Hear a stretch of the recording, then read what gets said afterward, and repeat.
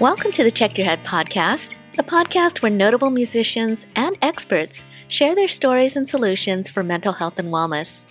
I'm your host, Mari Fong, a music journalist and life coach for musicians, and today I'm thrilled to feature a musical guest who's a multi-platinum artist, a British singer-songwriter whose first taste of fame was winning the X Factor UK in 2012.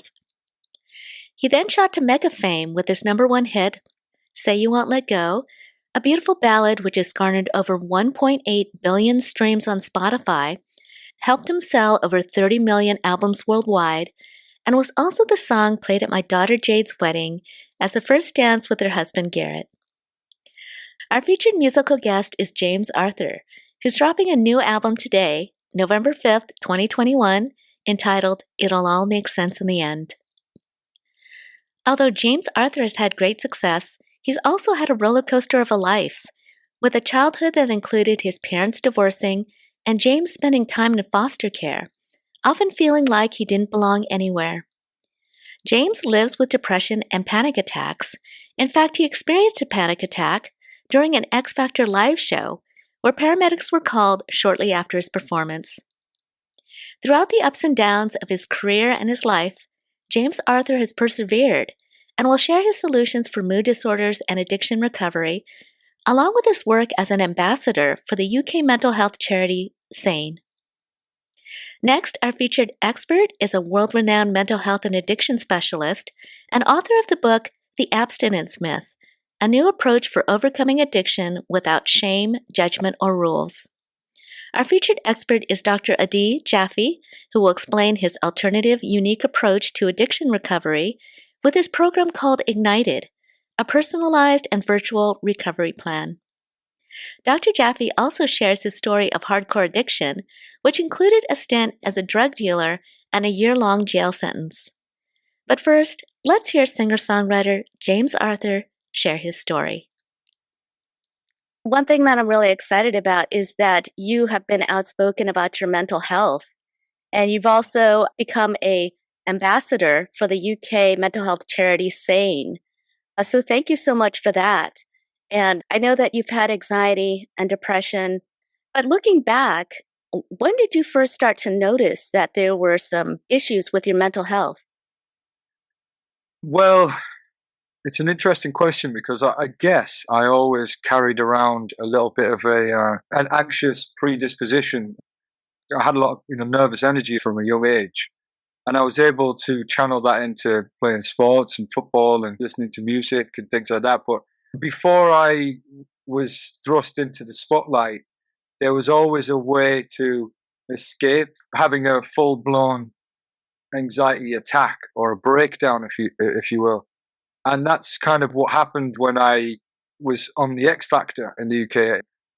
Issues that maybe I hadn't addressed from childhood, and it all came to fruition and came to a head once I was in the spotlight being judged by lots of people, and it didn't work out very well for me, and I sort of lashed out at the world, and my reflex was to fight back and to self-sabotage, and all that really didn't come with many consequences in my previous life, if that makes sense. So when you're doing that in the public eye and the spotlight kind of falling apart, it has a lot of consequences. And I then lost my record deal and went through a really bad time with mental health. And it wasn't until I kind of expressed, look, I feel like I'm dying all the time. I just felt like I was dying. That was basically the best way I could describe it.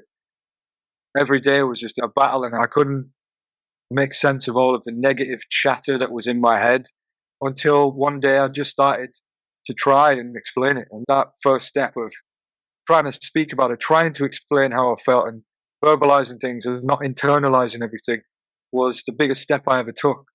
And that's why I am now happy to speak about my mental health struggles publicly, because if I can do anything to raise awareness and to encourage young men, women, anybody struggling with mental health issues to just speak up, then it's worth it. If it helps one person, it's absolutely worth it. I don't claim to have all the answers. I definitely am not a guru or anything like that. I mean, who does have all the answers? I've definitely got my own techniques, with dealing with stress and anxiety and depression. But yeah, I just think speaking about it is the best thing. So that would be my advice to anyone. Well, thank you so much for that, because I know sometimes it's hard to talk about things in your past. When you sort of grow up in the public eye, we all go through times while we're teenagers, while we're young adults, where we crash and fall. But most people don't do that in the public eye. But you had to navigate that. But one thing I read is that you were being treated for depression in your teens. Yeah. Were you diagnosed with depression, or what was the incident that happened that brought you in for treatment? Yeah, no, I was diagnosed with anxiety and depression because doing a lot of partying, to be honest, and like using drugs or alcohol to quieten the demons, if you like. When that kind of went away, I had this little bit of a period of like couldn't get out of bed at all. I didn't want to leave my house. I think I had a bit of agoraphobia. I just felt very much like I couldn't be out in the world. I just couldn't do it. I couldn't get out of my house or my flat that I was living in. And I went to the doctor and I explained that I don't feel anything. I feel numb. I feel down. I feel like not good enough and very paranoid and all that kind of stuff. And yeah, they diagnosed me with depression and anxiety, and they put me on a drug called Zoloft in America. And actually, it did help me. It got me through a period of time where I definitely had some epiphanies in the time that I was taking medication. I had some breakthroughs, and I managed to get out of that funk. But unfortunately for me, I don't think that was the best treatment for me long term, because I had an addictive personality and I would experiment with different medications and stuff like that. I would always worry about whether or not it changed me or it made me less creative. There was days when I felt indifferent to things, even if it was just in my head. It concerned me enough to just try and go it alone. And for many years after, I was on and off medication. Okay. So, a lot that you described right there, like not being able to get out of bed and having these negative thoughts about yourself, all of that is signs and symptoms of depression. And anxiety can also spiral into depression to the point where you have so much fear along with this negative feeling that you don't want to go out of your house. You're afraid to go out of your house. But you also mentioned that you were partying around that time. And sometimes drugs and alcohol can be used to kind of soothe your soul for the moment. But sometimes when you go too far down, it can actually cause mental issues. Did that play a part at all, the partying? Yeah, for sure.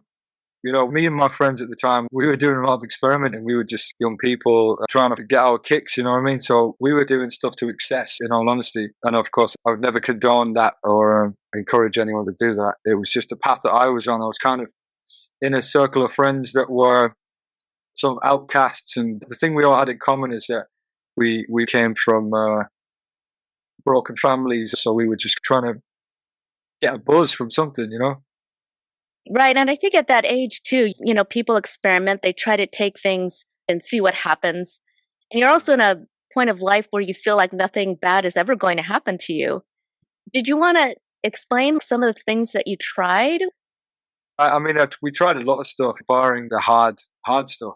It was a period of time right into my 20s. But again, there was no consequences. I wasn't living with my parents. So I lived on my own from the age of 15, 16. So my place was always the place to go for the parties.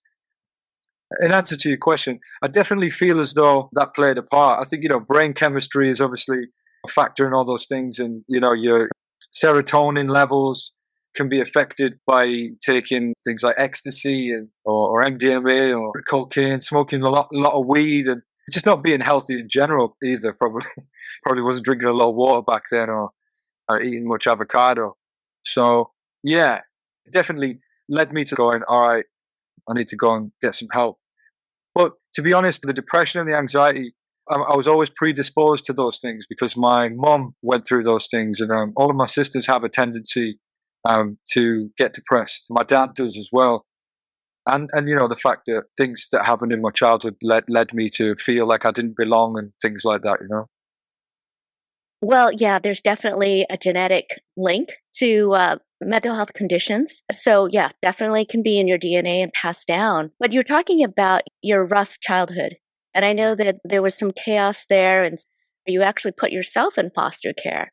Mm. Looking back, what was the toughest part as you were growing up that you kind of had to be challenged with? In all honesty, the hardest part was the fact that I didn't really feel as though I belonged anywhere. That's honestly it. I felt different. I felt like an outcast. I felt like there was something wrong with me. That was the thing that I struggled with. I think I have a bit of ADHD. I'm a creative person, so my attention span's not good, and probably just to some people a little bit odd. I think I just had that in me, to be honest. If that makes sense, I just had that thing of I'm different to everyone. I felt different, to be honest. I don't really know how else to describe it. I mentioned that you put yourself into foster care. What was going on there? So basically, my mum was going through a divorce. My mum had 4 kids, 3 sisters. We lived in a 2-bedroom house. So as you can imagine, there wasn't a lot of room in the house. So that didn't really work out. Sleeping on the sofa, or sleeping at friends' houses at times. And I think all of that contributed to me feeling like a bit of the black sheep of the family. And my mum was naturally going through a hard time. Very young mum, 4 kids, going through a divorce. I was getting in trouble at school, and so the foster care conversation came into it, and we all agreed. But I was kind of pushing for it because I just wanted somewhere to be, even if it was with another family, I guess. Hmm. Just going back to when you were having problems with your depression and you got to a point where you went to go get help. If you decided to get off of medication, the depression can still be there and still creep back. When you decided to get off the medication, how did you choose to cope with those feelings of depression and anxiety?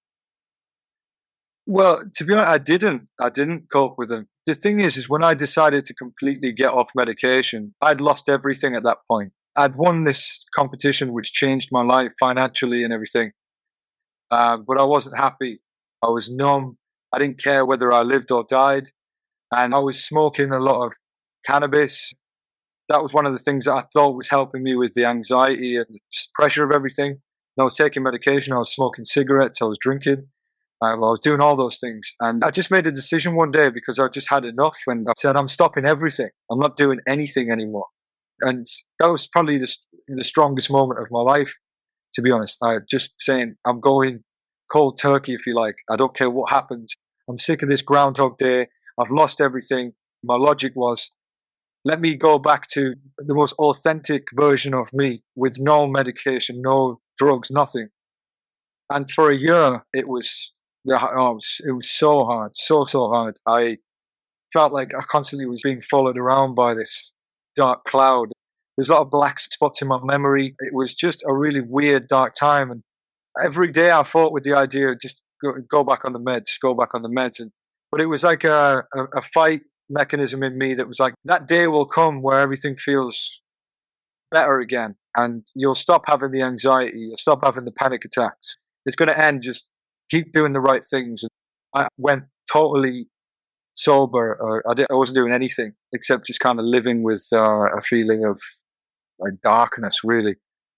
I did get to the light at the end of the tunnel, and I found a place where I was able to deal much better with the anxiety than I ever was with the medication by doing things like exercising, by going for walks, by talking.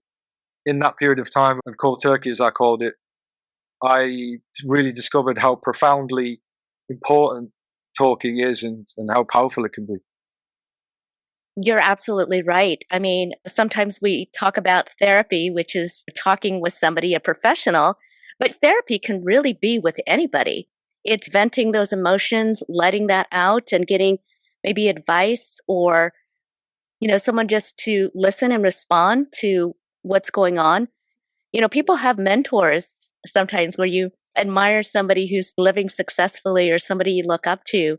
Was there somebody in particular that you would turn to when you really wanted an open ear to talk with? To be honest, I've never had that.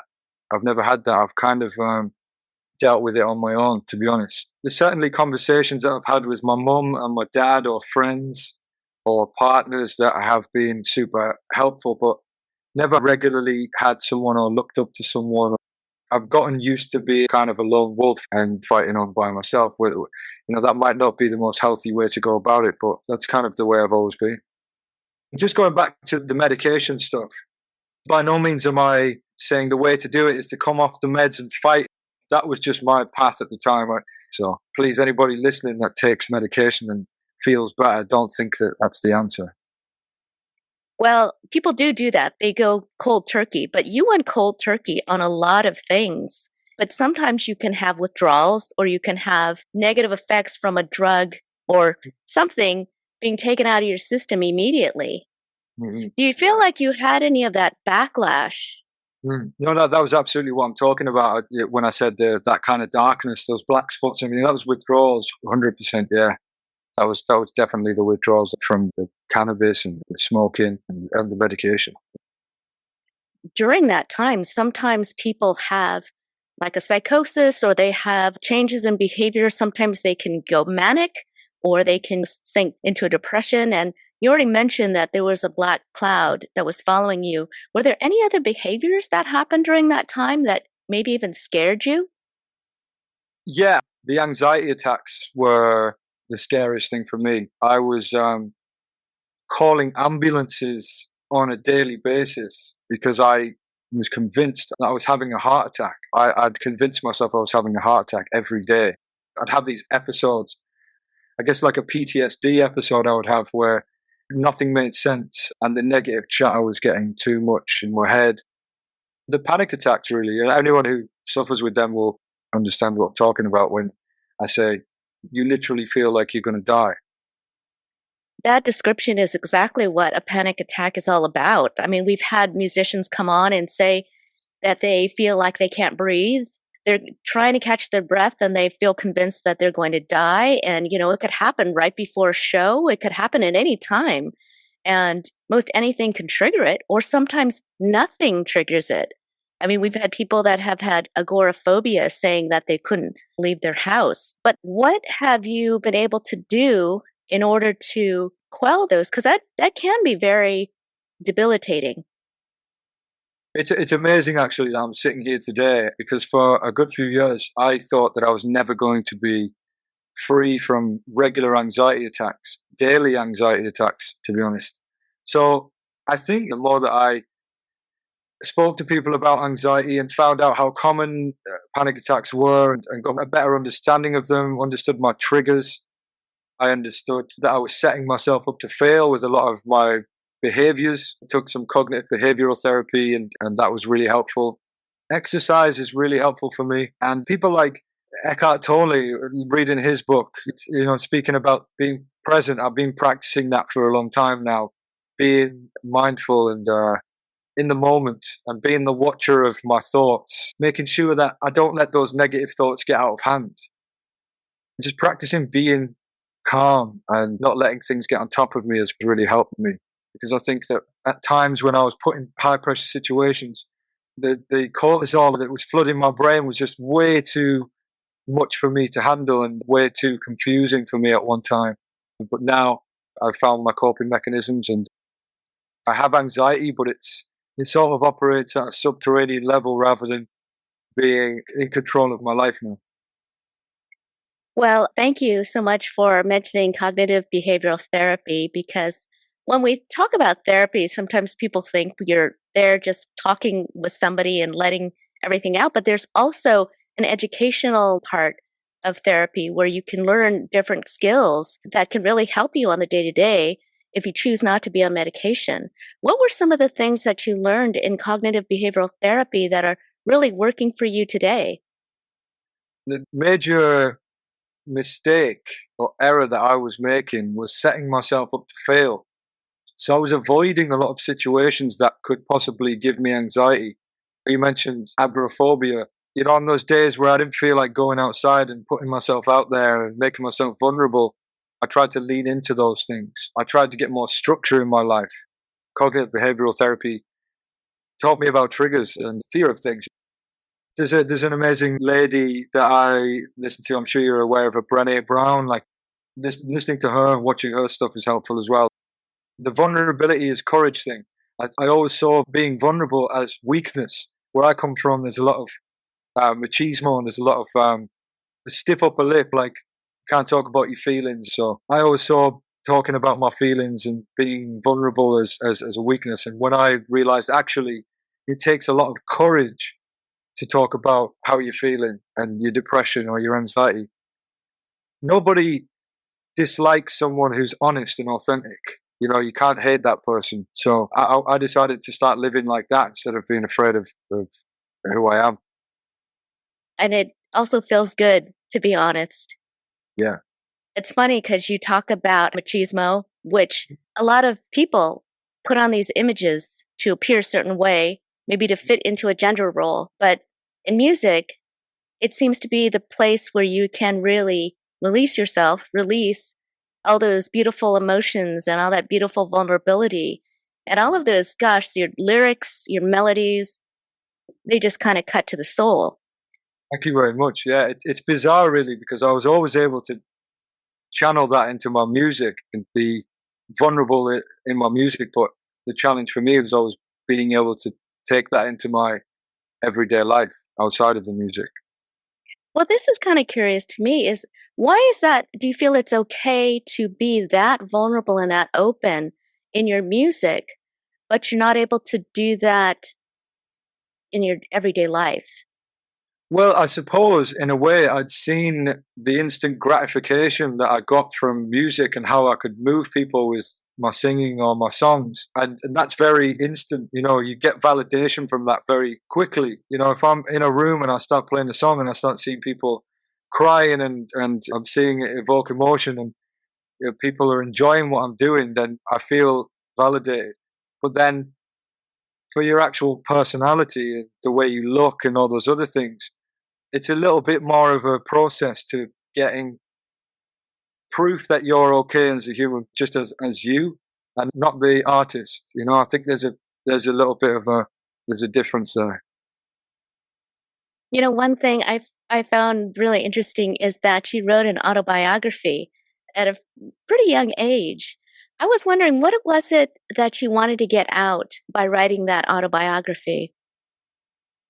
Yeah, well, I wrote that at a time when there's a huge amount of noise going on, and actually, in hindsight, I would have taken more time with that because the goal was to make a self-help book and to try and help people who were going through the same thing that I was, dealing with childhood trauma and mental health issues.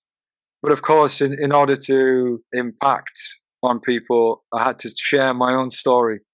But yeah, the goal is a self-help book. I'd read self-help books by like Matt Haig. Reasons to Stay Alive was a book that really had a huge effect on me and was really helpful because he described panic attacks more viscerally, and he described exactly what I was feeling, and it really helped me. And I thought, I don't really want to do the usual autobiography success story. Look at me, I came from nothing and ended up with achieving my dreams and stuff. That felt a little bit self-celebratory to me. There was a time when things got very low for you and you were starting to have suicidal thoughts. Things were kind of crumbling around you. There was some controversy. Tell me about that time and how you survived it. Well, to be completely honest, this sadly has been the wall that I've hit. That feeling of not so much an intention to take my own life, but almost like not caring whether I lived or died. To be honest, and I'm still trying to figure out why I get to those places. And the only thing I can think is that I'm still on a journey of being okay with me and some of the mistakes that I've made and how that's impacted my life. And I've always been very hungry to achieve the highest of heights in my field, in music. You know, when I was younger, my mum really filled me with a lot of confidence and made me think I was listening to the greats. And I always thought, I'm going to be a great. I'm going to be like Elvis Presley. I'm going to be like David Bowie. I thought I was going to be one of those guys. And obviously, I won the X Factor, and I'm like, oh my God, I'm the biggest thing in Britain right now. I'm on my way to being a great. I thought I've arrived. This is it. And then a couple of years later, I found myself on the scrap heap and in a position that nobody would have ever thought I would be able to come back from, because it's just impossible. It doesn't happen. You don't win a show like the X Factor, get dropped from your record label, and then get re-signed, and then have a hit song and make this huge comeback. So I guess at that time it felt like, oh well, there goes the opportunity to be great, you know. And that really made me sad because I'd never had any other focus in my life. There's never a plan B for me. And there still isn't to a certain extent. I really have ambitions that might seem unrealistic at times. And that sometimes gets me down, especially when I look around my life and I've sacrificed a lot. I've moved to the south of England and all my family and friends are in the north of England. And I made that move for my career. And when that doesn't pay off, I can fall into a dark place. Well, having suicidal thoughts sometimes comes with depression. It actually is part of the condition. And it's a tough place to be, and it's scary because it may be thoughts that you may not normally think of. Yeah. But at that time, I mean, depression is so immobilizing. Even if you want to do something, you can't, right? Everything seems very hard and difficult, even to make a phone call. Did you ever decide to turn back to medication or therapy or getting back into the music? What was it for you that kind of got you out of that hole? Because shortly after that, Say You Won't Let Go, it came pretty much after that, right? It did, yeah, it did. There was a little bit of CBT. I did a little bit of that, but not very much at that time. It's more so been in the last couple of years, actually, that I've done more of the CBT stuff. I just kept pushing. I just kept working hard. And music has always been my escape. So it's always been a friend to me in those dark times. And I'm very fortunate that I've always got the ability to pick up a guitar and write a song, and that can really go a long way with me. And I made an album in this lockdown where there was the potential for me to really spiral. Yeah, the pandemic has been a really isolating time. I feel like albums are kind of a representative of the time of that musician's life. How would you describe this upcoming album? How would you explain that chapter in your life? I would say that this particular album is very honest. The first song I wrote for this album was a song called Medicine. And it's kind of an uplifting song about someone or something that lifts you out of a dark time. And that was very honest. I talk about being suicidal on that particular track. And on a song called Running Away, the first line is, I want to smoke till I can't wake up. And that's because I found myself back in that place in 2020. I found myself back in depression and anxiety and all that. And it was kind of illuminating to me that I need to figure some stuff out. So this album is very much it's a very reflective and very introspective and honest. I'm literally talking about a moment in time. Yeah, I really appreciate that. I know you've had a girlfriend from the past on and off for a long time, and she was sort of like your muse, which is great to have an inspiration for music and for lyrics. When you look back on that relationship, what do you feel you learned from it? That's someone who's very, very important to me and is still in my life. And I rather not talk too much about my personal relationships and my love life. But what I will say is that I think it's really important to have someone, and she was really saved my life in a time when I had nobody or felt like I had no one. So I owe her my life. I really do. And she has been a muse for some great songs as well. One of my best friends in the world. Well, I think that's wonderful to know that the friendship is still there. And we do have special people in our lives that really help us through difficult times. Those are people that we never end up forgetting. One thing that you mentioned was an addictive personality. You also have the song Running Away, which to me makes a connection because oftentimes when we turn to addictions, we're running away from something, maybe in our past, or maybe it's an emotion that we're running away from. What do you feel like it was for you as far as triggers that can make you go into something that can be addictive? That's a really good question. Yeah, I do have that thing in me where when things get a little bit too much, if I find a vice, whether it be drinking or sex or whatever it might be, like I definitely have. Yeah, I would describe that as running away from me, from a better version of me that's able to mentally and emotionally deal with the pressures that come with life. And it's running away from making the right choices. It's running away from making good decisions, I think, and making sure that you're surrounded by positive people and people that are allowing you to be the best version of yourself. And when you have depression, sometimes even picking up the phone is, you can't even do that. You feel like you're not good enough for anything. You feel like you're no use to anyone. And that's a really debilitating feeling. And sometimes the only thing that makes sense is alcohol reminds me of when I was a kid and I was carefree and I was a bit more immature and didn't give a shit. And then, so that's okay once or twice, but then when it becomes 3, 4, 5 times a week, it's not healthy. So when I talk about running away in that song, that's me saying I'm always putting the right thing to do and the right path to go down. I'm always putting that on hold to just kind of hold on to a more hedonistic lifestyle or an immature life, probably. Well, it sounds like you've been really introspective and you're kind of on that road to being even more introspective. But you have had a journey where you kind of went into a trajectory of fame so quickly. You probably didn't have anyone to really guide you. I mean, who gets guidance through this trajectory that's so unexpected? If you were to give advice to a rising star that you felt was going to be on that path, what kind of advice would you give them?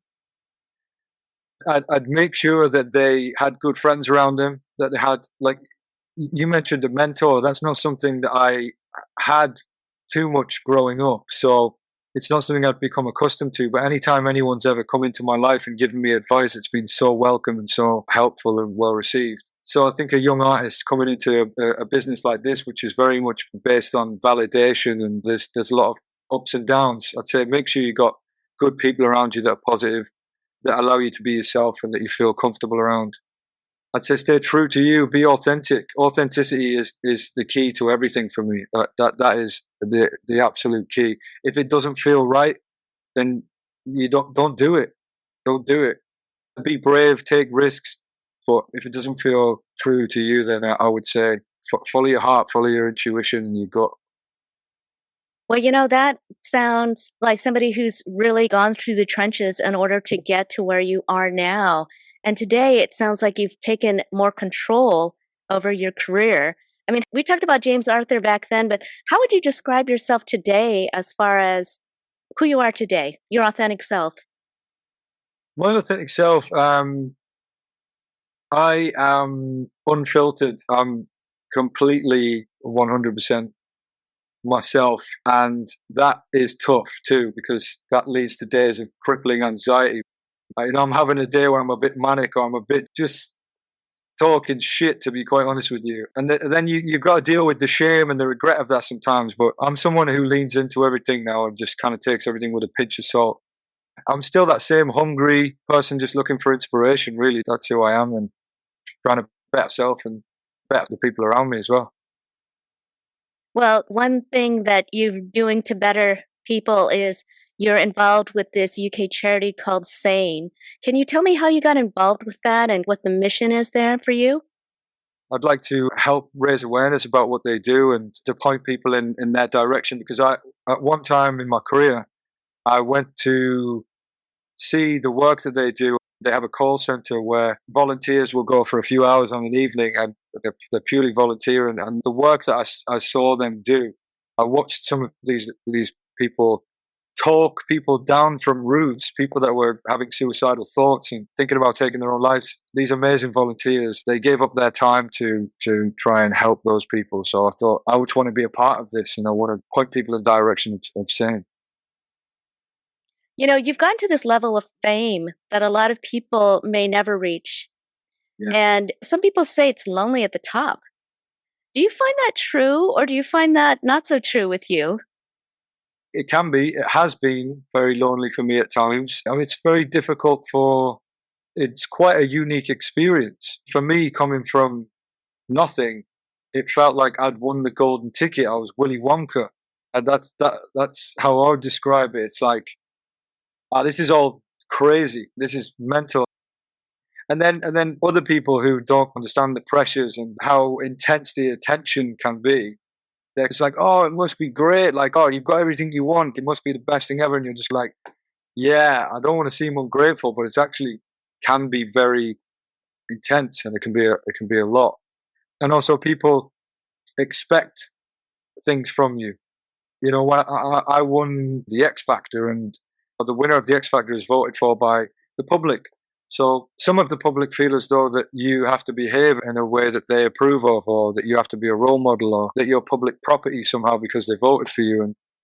And sometimes that level of judgment for me made me feel uncomfortable. And so yeah, it was lonely at times. You know, this the long tours and long promo schedules at times can be overwhelming, and if you haven't got your friends from home around you, and sometimes you can feel like you're experiencing things that are absolutely amazing and you should be really excited about, but you haven't got anyone that you grew up with or that really knows you around you. So those times can be lonely for anyone who's kind of experiencing fame for the first time and hasn't maybe curated a sort of life around them.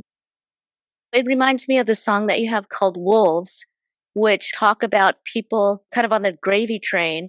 And Yeah. that is also a really new world to be in, and also something to watch out for, right? Totally. Well, that's a really good example of how it can be lonely, because all of a sudden you have got attention from people. You wonder what people's intentions are, and whether they like you for you, or they're interested in spending time with you because they're interested in knowing who you are, or whether they're hoping a little bit of your success rubs off on them. You know, it's or there's something that they can gain. You know, it's quite tiring second guessing people's motives. Yeah, I would think so. You know, you've been so open. I really appreciate that. And thank you again for being a advocate for mental health. Is there anything else that you would like to say about your upcoming album or about mental health in general? Well, first of all, I'd just like to say thank you for giving me a platform to waffle about myself, and hopefully it's been helpful. But I think what you do is incredible. Thank you for being someone who cares about people in the music industry and people's mental health in all facets of music. So thank you for that. Just like to say, my album is coming out on the 5th of November, so check it out. If you want to hear it, go and get it on the 5th of November. Well, thank you so much, James Arthur. You know what you are right now is you're a check your head superhero. You've spoken out on mental health, and through that, you're helping so many people and your fans. So much appreciation to you. And keep going. Keep going. You're doing great. And you've gone through some major bumps in the road, and you have learned to steer your car much better. So props to you for that. Thank you again for having me. I really enjoyed talking to you. Thank you, James. Take care now. Next up, we have an authority on mental health and addiction, Dr. Adi Jaffe. Dr. Jaffe lectures at UCLA's Psychology Department, is a national speaker, and wants to change the way Americans think about mental health and addiction. His book, The Abstinence Myth, A New Approach for Overcoming Addiction Without Shame, Judgment, or Rules, has challenged traditional addiction recovery with a more personalized approach called Ignited, which focuses on finding the underlying causes of addiction. Dr. Jaffe speaks from experience, since his own mood disorders led him to his own addiction and subsequent recovery. Now let's hear Dr. Adi Jaffe share his knowledge and advice. Well, you know, we just listened to James Arthur's interview, and he talked about drugs and alcohol, but there's all different kinds of addictions. As a specialist, you've also gone through your journey. Can you just briefly explain what your story is with addiction? Sure. Interestingly, I moved out to LA to make music. That was the original idea behind me coming out to LA and going to school out here. Looking back now, I've been struggling with anxiety and attention issues and impulsivity since I was young. But nobody gave a name to those things, right? I would be doubled over in pain, with stomach aches when I was in school, and we kept looking for a biological reason. But odds are it was just anxiety, and I was just really having these somatic experiences because of emotions. And so I kept moving through the world that way, really until my early teens, 13, 14 years old. We moved to the States when I was 14. And so talk about feeling out of sorts, literally taken out of the only place you've known how to live and moved to a completely different country, different languages. And so now I felt very much like I didn't belong. My anxiety was even heightened. I felt less than. I felt like I wasn't part of anything else. And so I found connection when alcohol got introduced to me for the first time. And I was 14 years old. Somebody handed me a bottle at a sleepaway camp.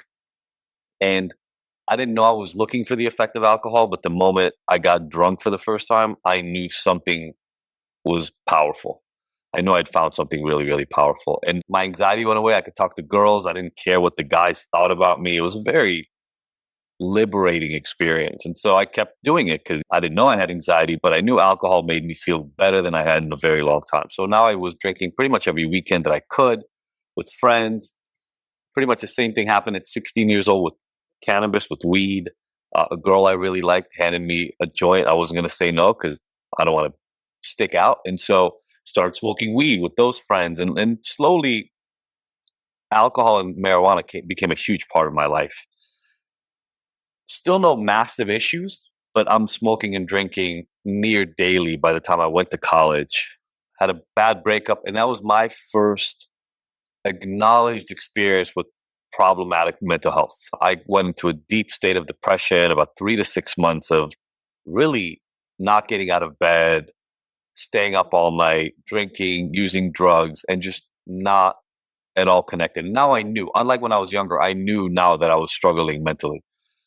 But alcohol and drugs made me numb out and made it all better. And when the alcohol and the weed didn't do it, I tried harder drugs and I kept experimenting with more and more things that would. Eventually, I found meth, and by that point, I moved to LA again to make music. But really, what ended up happening is I half went to school and half just kept using drugs. And now I was using meth every day. About 5 years in, I was smoking all day, every day. In order to support my own habit, I started selling drugs. And I actually ended up beating my addiction, not just in rehab, but by being arrested and going to jail and serving a year in jail. So that's my experience with the actual severity and the consequences that mental health and addiction struggles can lead you down. I was just curious, you said you moved from another country. What country was that? And also, what kind of music were you wanting to get involved in? I moved from Israel. I was in a punk band when I was in high school, and that morphed into sort of like industrial music by the time I was in college. I'm 45 years old now, so think Nine Inch Nails, Tool, that sort of world, right? And I loved it. When I moved out to LA, I definitely a big part of my world became making music. That was my realm. Which, by the way, when you're struggling with mental health and depression and things like that, industrial music allowed me a massive amount of release in that way. Absolutely. I mean, a lot of music is about release, not just for the fans, but also for the artist. It's really a great healing thing.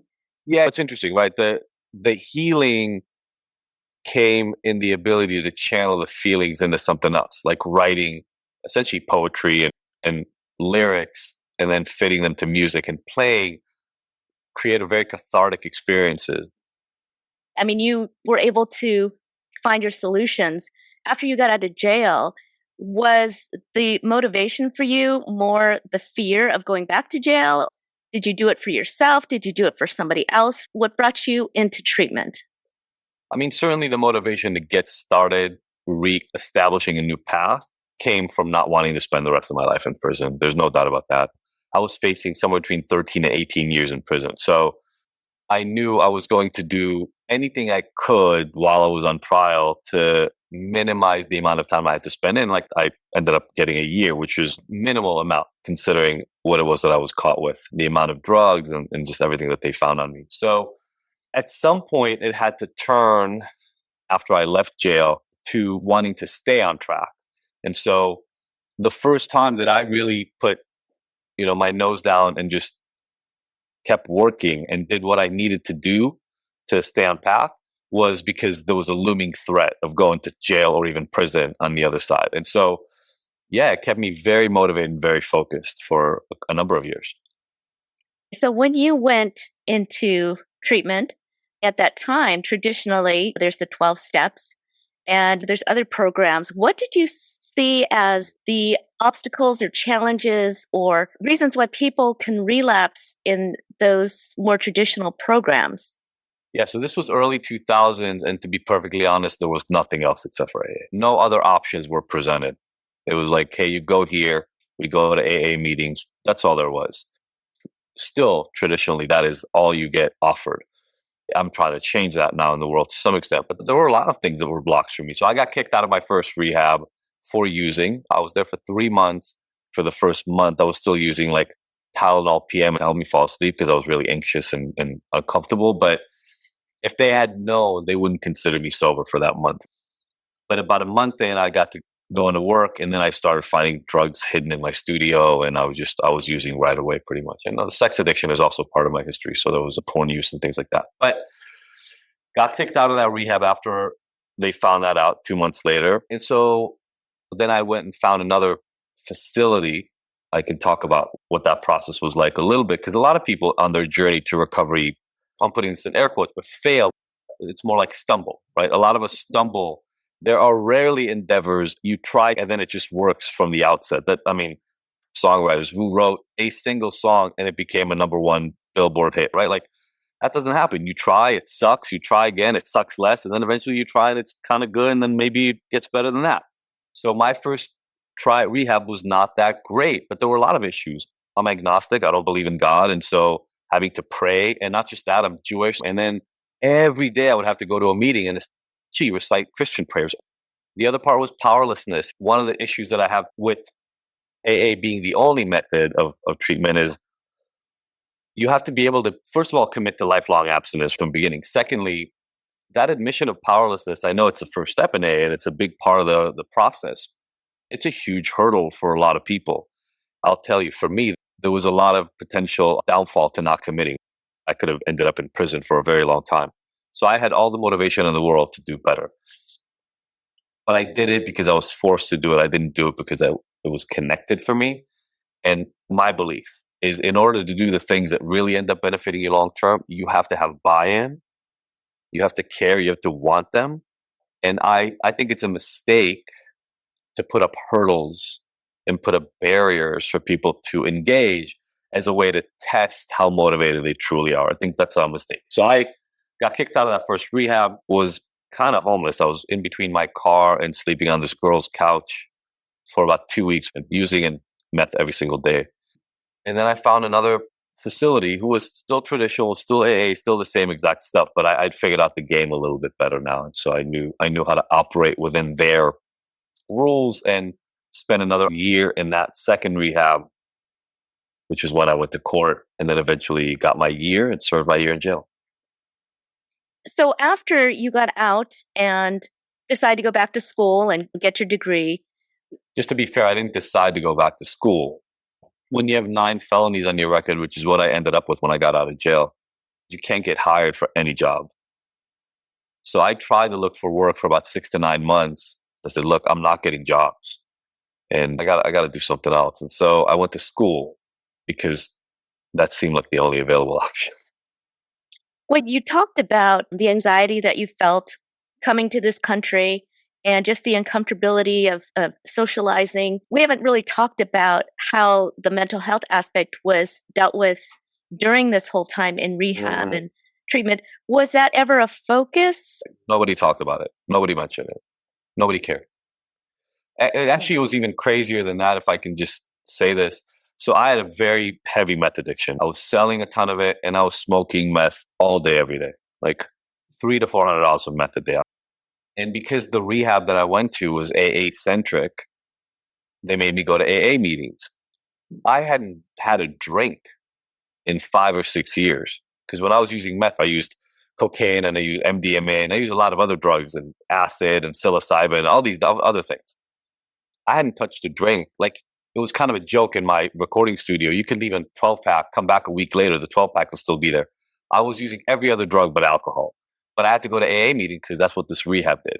So not only did nobody talk to me about mental health and didn't care about it, they would essentially say, look, it doesn't matter how you got here. All you need to know is that you're an alcoholic. I ended up doing it because I had to do it. But as soon as I could and as soon as I had my wits about me and was back into life, I left to start something different. I don't believe at all in this once an addict, always an addict BS. I think it's a totally false narrative. I'm not saying there are not people who get stuck in addiction forever, but I am saying that the language, the idea that if you are an addict, that you will be an addict forever, I think it's bullshit. But the whole idea of that, I think, is more about there's always the possibility of relapse, of getting back into using again, or saying, okay, I think I can do this cocaine one night with my buddies and I'll be fine the next day. But sometimes you can, but sometimes it opens the door to starting up again. Almost Sure. like being on a diet and then finally saying, I lost all this weight. Hey, let's go party and go to McDonald's. I think that's actually a great analogy. A couple of things that you just said. You said sometimes you can and sometimes you can't. So here's the thing. When can you and when can you not? Because this black and white thinking of, well, you just never can. I believe personally that it's driving people to not even get any help because they believe they're hopeless. So why even try? Once an addict, always an addict sounds to me and to a lot of other people I talk to at least like a very defeatist way of looking at the world. So let me just explain a concept around this. And you talked about this around dieting, right? A lot of people who go through very strict, very, very strict diets, like they calorie restrict or they do fasts or anything like that. Historically, that is not a great way to actually get healthy and lose weight. Why? Because that concept of I will fast or heavily calorie restrict for a month, lose my 15 pounds, and then I'll be okay is a terrible way to reintegrate back into normal eating habits. So what happens to a lot of people? They calorie restrict on a really heavy level for a while, and then they binge like crazy and gain almost all that weight back, and a lot of it further, right? What works much better is to actually adjust your normal eating and create dietary standards by which you live that support healthy living. Does that make sense? Yes, it does. Okay, great. In alcohol and drugs, we imagine that the solution is with a thing that hasn't ever been working with diets. There is no fad diet that just helps people all the time. But what happens to a lot of people is they believe that the not drinking is the solution. That's why I wrote a book called The Abstinence Myth. They think, look, my life is terrible and I drink too much. If I stop drinking, my life will get better. That's not at all true. If you stop drinking, the consequences related to your over drinking will stop. But everything else that was behind the scenes before is still there. All of it. That's why I want to get into your program, because you have a whole different approach. I come from the orientation that different people need different solutions for their addiction problems. There is never going to be a one size fits all silver bullet fix for addiction. The way I talk about it in the book is there are 4 areas that are the major contributing factors in mental health as well: biology, psychology, environment, and spirituality. And what I tell people is every single person that I talk to has a different mix of those. So if your problem is primarily biological, then maybe a medication will help alone. So first of all, we need to understand people's balance on all 4 of those things. So at Ignited, one of the things that we first do is we actually do assessments. And then the good news is there are a lot of therapies that can help in each one of those arenas. And then you have to play a game though with the client. And that is you have to create your best idea of what their roadmap is for help. You have to give them the help that you think will help on the front end. You have to assess and see if what you did helped or not. And if it did, keep going and try to add some new things if we're not there yet. But if it didn't, you have to change it. You have to give them different help. And this is where most treatment fails. Most treatment in the addiction space right now believes that if it's not working, then the client isn't trying hard enough. And I've got to say, there's no other field where we blame the client or the patient for treatment not working. Like no therapist in their right mind would say, look, I will work on your depression and we can try some medication, but you can't get depressed while we work together. If we're going to work on depression, you're not allowed to get depressed.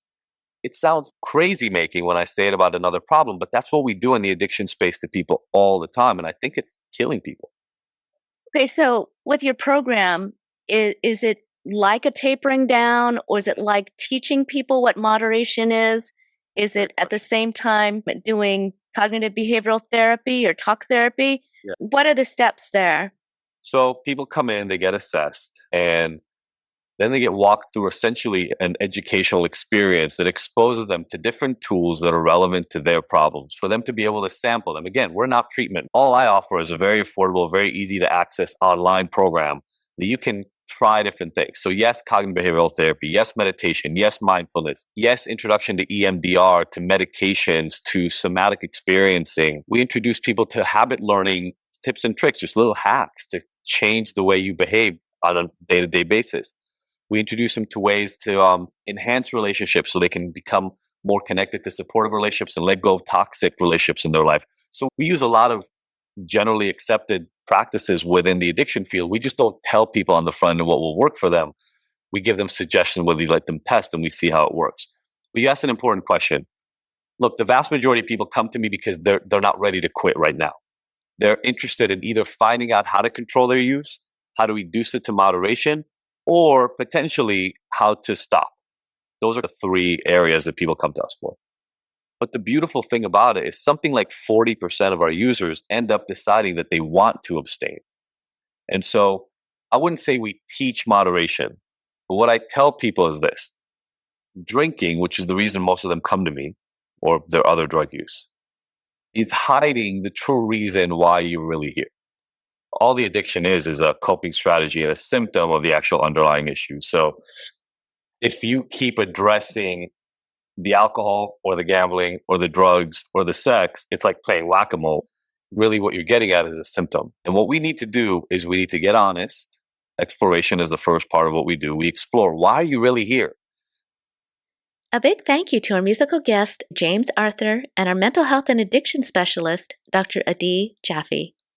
Stay tuned for part 2 of Dr. Adi Jaffe's interview on an upcoming Check Your Head podcast episode. For more information on James Arthur, visit jamesarthurofficial.com. There you can purchase his new album, It'll All Make Sense in the End, and tickets to his upcoming tour. Follow James Arthur on his socials at James Arthur and at James Arthur 23, and stay tuned to listen to a clip of his new single, Emily, from his new album, It'll All Make Sense in the End. For more information on Dr. Adi Jaffe and his Ignited program, visit ignited.com, that's IGNTD.com,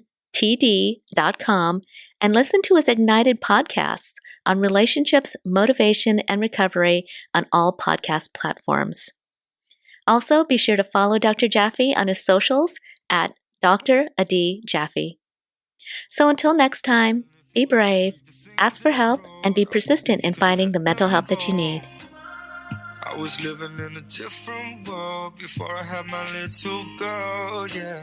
Emily, when I hear you cry, I'll sing you back to sleep. Do you know you inspire all my melodies? You make me a better man than I'll ever be, ever be, ever be, because of you, Emily. Dear Emily, I saw you way before. Check Your Head podcast is kindly supported and partnered with Sweet Relief Musicians Fund, DBSA San Gabriel Valley, Earshot Media, and Lemon Tree Studios in Los Angeles. Visit checkyourheadpodcast.com, where we have over 100 solutions for mental help. Be our friends on social media at Check Your Head Podcast. Watch us on YouTube and support us with a kind donation on checkyourheadpodcast.com. Check Your Head Podcast is sponsored by a 501c3 nonprofit, with all donations being tax deductible. Thank you for your support, and thank you for listening.